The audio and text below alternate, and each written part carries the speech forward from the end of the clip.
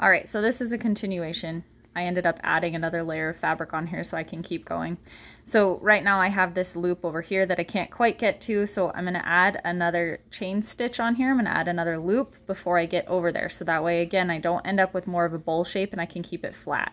So I'm gonna push through, pull my fabric, and you'll notice you'll have a lot more friction when you're working with fabric rather than the yarn. That's why I like to show you with the yarn first. So then I'm going to take my hook, I'm going to pull this through.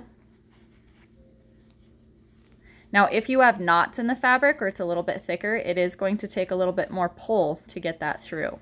So my next knot is over here. When I go like this, I'm going to get a bowl. So I'm going to add another chain stitch. Now I don't have a preference on whether the top part of this fabric shows or the bottom. Obviously the top is a little more aesthetically pleasing. If you want to make sure that it's rolled up like that, you can, but for the sake of instruction, I'm okay with that. Okay, so then I'm going to go down into my loop, pull my fabric together, pull it through again. And this is the process that you are going to continue until you have the diameter that you want for your rag rug. When we're on the interior of it and our diameter is smaller here, you're going to end up having to do more of the loop stitches to make sure that this lays flat. As you start getting further out in your rug, you won't have to add those nearly as much. And you'll be able to see that and get used to it as you guys go. Now I made one with t-shirt fabric and it didn't quite fight me with all of these knots. You can see I'm having to kind of pull this through a little bit more. Okay, so then my next loop is right here. You can see that. So then I'm going to push it down, pull my fabric through, and continue. And the hardest part of the whole thing is this small circle that we are starting. So pull it through, hook it onto my crochet hook, pull it through, and I got to pull it through this loop. And if you see, sometimes I'm just pushing and helping it along. You'll have a little hole in the middle sometimes. You just keep going. That's going to end up pushing itself together the farther we get out. I'm going to pull it just a little bit. I see my next loop here. So I'm already not needing to do as many chain stitches as I did before, because right now I can pull this through. And as I go to my next one, I'm already here. I don't have to pull this up to make this work, so I can keep this flat and keep going. Now, if you're pulling these knots too tight, it's going to fight you even more. So if you're finding that when you're pushing through, it's barely getting through, like right now I'm really having to dig that in there to get that through, that you may want to start making a little bit looser knots as you go through. Oop, lost my needle.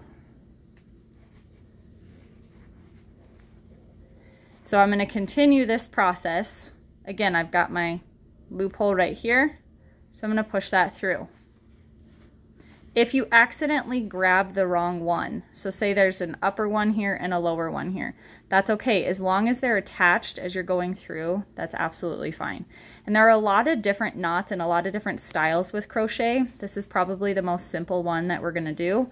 But if you guys finish your project early, that's also something that you can consider is working with yarn and working with even thinner fabric and working with different knots. So I would continue this out until we get to the end. So for the sake of pretending that we're done, what I'm going to do is pull this through and cut a tail.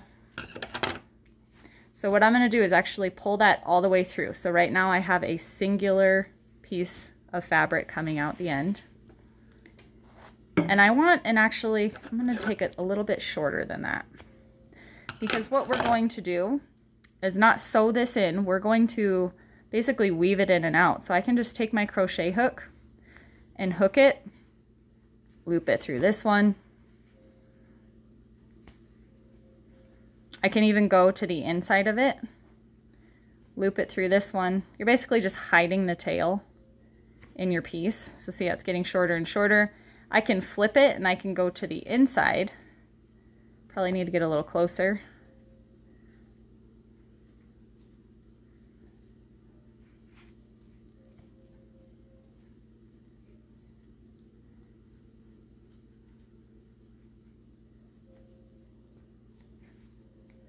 And then finally hide that tail. Took me a minute. Okay, now I have the tail that I started with, and it's the same process. I'm gonna pull that tail through, tuck it in somewhere, find another spot that I can get my crochet hook through, tuck it in, push it through. So our goal is to hide all of the tails so they're no longer visible. So now we don't see any of those tails. So imagine this were a large scale piece.